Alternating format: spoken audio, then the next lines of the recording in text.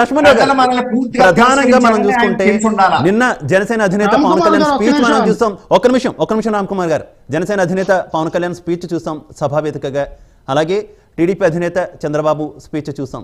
ఏంటి మీ ఇద్దరు ప్రసంగంలో ప్రధానమంత్రి నరేంద్ర మోదీని ఆకాశానికి ఎత్తేయడం పట్ల కొన్ని విమర్శలు వ్యక్తమవుతున్నటువంటి పరిస్థితి. అంటే ప్రధానమంత్రిని పొగడకూడదా, దేశానికి చేసిన అభివృద్ధి చెప్పకూడదా అని కాదు, గతంలో చేసినటువంటి విమర్శలన్నింటినీ కూడా తీసుకొచ్చి ఇప్పుడు చూపిస్తూ అప్పుడు ఆ రకంగా విమర్శించి ఇప్పుడు ఈ స్థాయిలో అంత స్థాయిలో పొగడడం ఏంటి అనేటటువంటి విమర్శలు కూడా వస్తున్నాయి. దాని మీద ఏమైనా చెప్తారా? శివ గారు, ఇప్పుడు రాజకీయాల్లో ఖచ్చితంగా ఏ పార్టీ వల్ల ఉన్నాయండి. అలాగైతే ఇప్పుడు చూస్తే ఆ జగన్మోహన్ రెడ్డి గారి పార్టీలో బోల్డ్ మంది ఉన్నారు. జగన్మోహన్ రెడ్డిని తిట్టిన వాళ్ళకి ఈ రోజున జగన్మోహన్ రెడ్డి గారు మంత్రి పదవులు ఇచ్చి అందరూ ఎక్కిచ్చారు. ఈ రోజు చూస్తే బొత్స సత్యనారాయణ ఎవరండి? ఆయన ఏమన్నాడు? అసలు వైఎస్ రాజశేఖర రెడ్డి గారు చనిపోయిన విషయంలో జగన్మోహన్ రెడ్డి గారి పాత్ర ఉందేనమ్మో అన్న అనుమానంగా ఉందని ఆయన తిట్టాడు. ధర్మాన ప్రసాద్ తిట్టాడు. అలాగే విడుదల రజని తిట్టింది. రోజా గారు అయితే ఏ రకంగా తిట్టారో మన అందరూ తెలుసు. గుడివాడ అమర్నాథ్ కూడా తిట్టాడు. ఇలా వీళ్ళందరూ కూడా కొడాలి నాని, వల్లభనేని వంశీ, వీళ్ళందరూ ఎవరండి? జగన్మోహన్ రెడ్డి ఏమన్నా నెత్తిన పెట్టుకుని పాలపోయేలా వీళ్ళందరూ కూడా తిట్టినాలే. కానీ ఈ రోజు ఏ పొజిషన్ లో ఉన్నారు వైఎస్ఆర్ పార్టీలో? రాజకీయాల్లో ఇప్పుడు ఏమైపు సర్వసాధారణం అండి. శాశ్వత మిత్రులు, శాశ్వత శత్రువులు ఉండరు. అంటే రాజకీయ పరిణామాలు బట్టి మేమైతే రాష్ట్ర ప్రయోజనాల కోసం, జనసేన, టీడీపీ, బీజేపీ రాష్ట్ర ప్రయోజనాల కోసం, రాష్ట్రాన్ని అభివృద్ధి పదంలో తీసుకెళ్లడం కోసం ఈ రోజున పొత్తి ఏర్పడిందండి.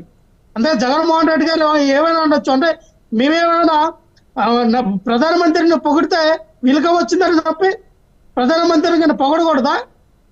ప్రధానమంత్రి గారికి చేసిన మంచి పని మేము చెప్పకూడదా? జగన్మోహన్ రెడ్డి గారు అధికారంలోకి వచ్చింది ఏం చేశారండి? ఈ రోజున ఏదైతే 32 లక్షల ఇల్లు కట్టి ఇస్తామన్నారు జగన్మోహన్ రెడ్డి, కనీసం 2 లక్షల ఇల్లు కూడా కట్టలా. 1,80,000 రూపాయలు కేంద్రం ఇచ్చే నిధుల్ని వీళ్ళు ఇస్తామని చెప్పుకొని ఇంతవరకు కూడా ఆ ఒక్క ఇల్లును కూడా వీళ్ళు కంప్లీట్ చేయాల. 35,000 కోట్లు పెట్టి ఈ రోజున ఏదైతే ల్యాండ్ పూలింగ్ చేశారో ఇందులో చెప్పినట్టుగా దాంట్లో 15,000 కోట్ల రూపాయలు ఇది అవినీతి చేశారు సార్. ఇవన్నీ మేము బయట పెట్టాం కదా. శ్వాసలు యాడిక్ చేసాం. ఏదైతే జగనన్న ఇల్లు కోల్పోయారో శ్వాసలు యాడిక్ చేసి ప్రతి విషయం కూడా క్షణం మేము బయట పెట్టి తీసుకొచ్చాం. ఈ రోజున ప్రతి దాంట్లో స్కాము. జగన్మోహన్ రెడ్డి గారు ఆయన స్కామ్ చేయడానికే సీఎం అయ్యాడండి. ఆయన ప్రజల పక్షాన పోరాటానికి కాదు. ఆయన వ్యాపారస్తుడు, వ్యాపారం చేసుకుంటున్నాడు చక్కగా. గతంలో 3 పార్టీలు కలిసి ప్రభుత్వాన్ని ఏర్పాటు చేశాయి. తర్వాత ఇచ్చినటువంటి హామీలు ఏమి కూడా నెరవేర్చలేదు. ఇప్పుడు మళ్ళీ కూడా కలిశారు. అప్పుడు ఇచ్చినటువంటి హామీలు అమలుపరిచినందుకు 3 పార్టీలు కూడా ముందు క్షమాపణ చెప్పాలంటున్నారు వేణుగోపాల్ గారు. ఏంటి క్షమాపణ చెప్తారా? మేము ఎవరి క్షమాపణలు చెప్పవసరం లేదు సార్. ప్రజలు ఒక్క నిమిషం, క్షమాపణలు ఎవరికి చెప్పాలి? ఇలాంటి నీతి తక్కువ అసత్య ప్రసారం చేసిన వాళ్ళకి మేము క్షమాపణలు చెప్పవసరంలా. ఈ రోజున ఏదైతే ఈ రాష్ట్రం కోసం కొన్ని నిధులు ఇవ్వాలని టీడీపీకి అప్పటికి బీజేపీకి రావచ్చు, దాని మీద ఇలా ఇడిపోవచ్చు. అలాగే పవన్ కళ్యాణ్ గారు కూడా ఏదో మేము ఫస్ట్ నుంచి కూడా ఎన్డీలో ఉన్నామే, ఎన్డీతో నడుస్తూనే ఉన్నామే, బీజేపీతో అంటగాగితోనే ఉన్నామే.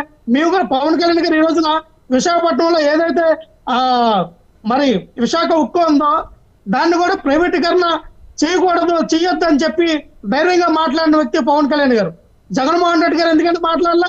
25 ఎంపీలు వండి నేను వాళ్ళ మెడలు వంచుతా, వీళ్ళ మెడలు వంచుతా అన్నాడు. ఉంచాడు.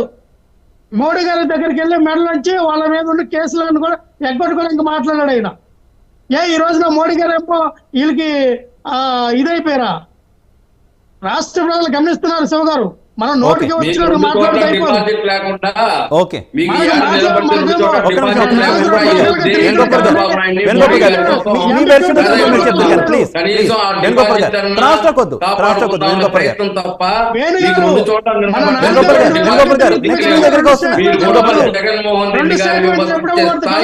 ఇది ప్రజా శ్రేయస్కరం కాదు, మీకు అసలు శ్రేయస్కరం కాదు.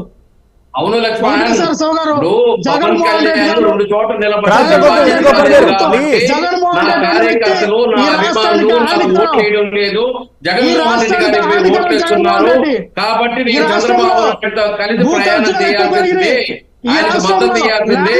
ఆయన ఇస్తే 5 సీట్లు 10 సీట్లు ఒక్కొక్క బిస్కెట్ అని ఆయన మాట్లాడాడు.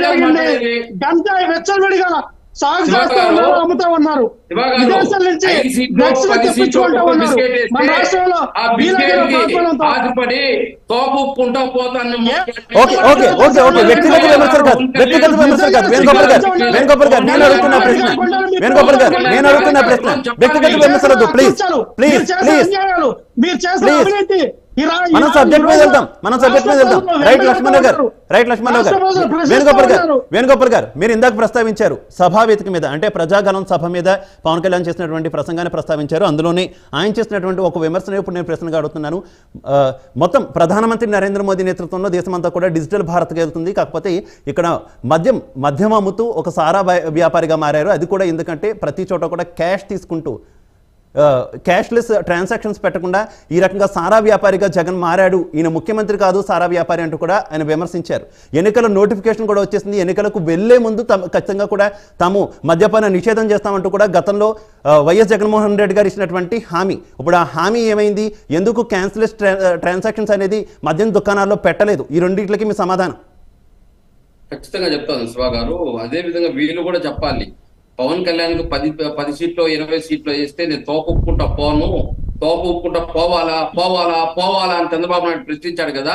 మరి ఇప్పుడు ఎందుకు తోపుకుంటా పోయాడో చెప్పాలి రాష్ట్ర ప్రజలకి. అది చంద్రబాబు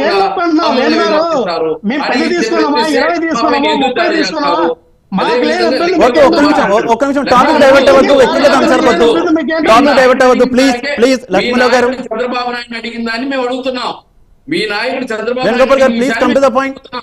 మీకు సమాధానం ఉంటే చెప్పండి, లేదు సమాధానం లేదని చెప్పండి. మద్యం గురించి మాట్లాడండి సార్. భారతదేశంలో అన్ని రాష్ట్రాల్లో భారతదేశంలో అన్ని రాష్ట్రాల్లో జిఎస్టీ అనేది ఉంది.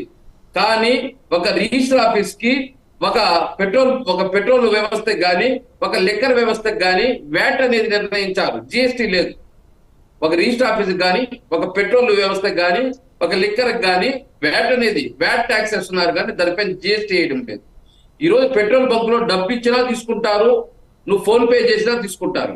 అదే విధంగా రిజిస్టర్ ఆఫీస్ లో నువ్వు అకౌంట్ లో కట్టాల్సిందే, కంపల్సరీగా అకౌంట్ లో టాలీ అయిపోతుంది, క్యాష్ తీసుకోరు. అదే విధంగా లిక్కర్ లో కూడా అందరికి ఆండ్రాయిడ్ ఫోన్ ఉండదు, అందరికి బ్యాంక్ అకౌంట్స్ ఉండవు. కాబట్టి నువ్వు డిజిటల్ పేమెంట్ చేసినా తీసుకుంటారు, క్యాష్ ట్రాన్సాక్షన్ చేసుకున్నా. డిజిటల్ పేమెంట్ తీసుకోలేదు వేణుగోపాల్ గారు. ఇప్పటి వరకు ఆంధ్రప్రదేశ్ లో ఉన్నటువంటి ఏ జిల్లాలో కూడా మద్యం దుకాణాల దగ్గర డిజిటల్ పేమెంట్స్ తీసుకోలేదు. కేవలం క్యాష్ మాత్రమే తీసుకున్నారు.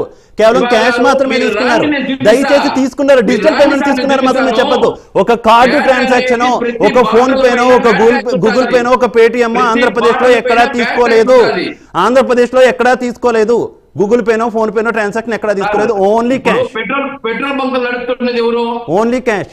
పెట్రోల్ బంక్ లో తీసుకుంటున్నారండి. పెట్రోల్ బంక్ లో డబ్బు తీసుకుంటారు, ఆన్లైన్ ట్రాన్సాక్షన్ చేస్తారు. కానీ మద్యం దుకాణంలో ఎందుకు ఓన్లీ క్యాష్? అది నా ప్రశ్న. సమాజం పట్ల పెట్రోల్ బంకులు ఎవరు నడుపుతున్నారు? కేంద్ర ప్రభుత్వం ఆధీనంలోనే పెట్రోల్ బంకులు నడుస్తున్నాయి. వాళ్ళు జిఎస్టీ కడుతున్నారా, వ్యాట్ కడుతున్నారా? క్యాష్ ఇచ్చినా తీసుకుంటారు, డిజిటల్ పేమెంట్ తీసుకుంటారా లేదా? మరి దాన్ని ఎందుకు పూర్తిగా డిజిటల్ చేయలేదు? టెక్నికల్ ప్రాబ్లమ్స్ ఉంటాయి. ఎగ్జిక్యూటివ్ ప్రాబ్లం ఏంటంటున్నా? డిజిటల్ పేమెంట్ యాక్సెప్ట్ చేయకపోవడానికి ప్రాబ్లం ఏంటి? డిజిటల్ పేమెంట్ యాక్సెప్ట్ చేయకపోవడానికి ప్రాబ్లం ఏంటి? అలా కాదండి, క్యాష్ తీసుకోండి. వేణుగోపాల్ గారు, క్యాష్ తీసుకోండి. అందరి దగ్గర అకౌంట్లు ఉండవన్నారు వాస్తవం, అందరి దగ్గర ఫోన్లు ఉండవన్నారు వాస్తవం. క్యాష్ తీసుకోండి, ఫోన్లు ఉన్న వాళ్ళ దగ్గర ఫోన్ పే తీసుకోండి, కార్డు ఉన్న వాళ్ళ దగ్గర ఆ ట్రాన్సాక్షన్ తీసుకోండి. కేవలం క్యాష్ అంటే ఏంటి? ఎందుకు క్యాష్? దాని వెనకాల ఉన్నటువంటి మతలబ్ ఏంటి? మీరు రాండి సార్, లేదా లక్ష్మణ్ రమ్మని చెప్పండి, నేను వైన్ షాప్ గారికి తీసుకెళ్తా. క్యాష్ ఇచ్చినా తీసుకుంటారు, నువ్వు ట్రాన్స్ఫర్ చేసినా మొబైల్ ట్రాన్స్ఫర్ చేసుకుంటాడు ఆ క్యాషియర్ మొబైల్ ట్రాన్స్ఫర్ చేసుకుని వాడు కట్టుకుంటాడు. మీకు వచ్చే నష్టమేమి? ప్రతి బాటల పైన ప్యూర్ వ్యాట్ ట్యాక్స్ ఇంక్లూడ్ అయి వస్తాయి. సరే ఇదైతే మీరు ఎలాగో ఒప్పుకోరు. ఎన్నికలకు వెళ్ళేటప్పటికైనా సరే పూర్తి స్థాయి మద్యపాన నిషేధం చేస్తా అన్నారు. ఏమైంది మద్యపాన నిషేధం? ఏమైంది? 4500 బ్రాండ్ షాపులు ఉంటే దాన్ని 3300 తగ్గించడం జరిగింది. ఒక్క నిమిషం రామ్ కుమార్ గారు, ప్లీజ్ క్రాస్ టాక్ వద్దు. క్వశ్చన్ చేశారు. వేణుగోపాల్ గారు కంటిన్యూ. 300 బ్రాండ్ షాపులు తగ్గించడం జరిగింది. అది ముందు ఎవరి వ్యవస్థలో ఉన్నది? ప్రైవేట్ వ్యవస్థలో ఉన్నది. వాళ్ళు 24/7 లిక్కర్ అమ్ముతా ఉంటే ఈ రోజు జగన్మోహన్ రెడ్డి గారు దాన్ని 11 నుంచి సాయంకాలం 8 వరకు తగ్గించడం జరిగింది. అదే విధంగా దాదాపు 1,00,000 బెల్ షాపులు ఉంటే ఈ రోజు ఒక బెల్ షాప్ ఉన్నా కూడా వాళ్ళపైన పీడీ యాక్ట్ పెట్టి కేసులు పెడతారు. ఇన్ని రకాలుగా తగ్గిస్తామని మాత్రమే జగన్మోహన్ రెడ్డి గారు హామీ ఇచ్చారు. గతంలో తగ్గిస్తామని మాత్రమే హామీ ఇచ్చారా? కేవలం నేను వచ్చే ఎన్నికలకు వెళ్ళేటప్పటికి కేవలం 5 స్టార్ హోటళ్లకు మాత్రమే మద్యం పరిమితం చేస్తామన్నారు. ఇప్పుడు ఆంధ్రప్రదేశ్ లో కేవలం 5 స్టార్ హోటల్లోనే మద్యం దొరుకుతుందా? ఆంధ్రప్రదేశ్ లో కేవలం 5 స్టార్ హోటల్లోనే మద్యం దొరుకుతుందా? ఇప్పుడు జగన్మోహన్ రెడ్డి గారు గతంలో ఇచ్చినటువంటి హామీ, నేను ఎన్నికలకు వెళ్లే లోపు ఖచ్చితంగా 5 స్టార్ హోటల్కే మద్యం పరిమితం చేస్తామన్నారు. తారక రామారావు మద్య నిషేధాన్ని చేస్తే దాన్ని తొంగలో దొక్కి మద్యాన్ని మళ్ళీ పరిచయం చేసింది చంద్రబాబు. వాళ్ళంతా అలా చేశారు కాబట్టి మీ హామీ నమ్మారు కదండి. వేణుగోపాల్ గారు ప్లీజ్, గతం తవ్వడం కాదు, మీరు సమాధానం చెప్పాలి. మద్యాన్ని తగ్గించుకుంటూ వస్తాను అన్నాడు. రైట్, మద్యాన్ని తగ్గించుకుంటూ రావడం జరుగుతుంది జగన్మోహన్ రెడ్డి గారు. ఓకే రామ్ కుమార్ గారు.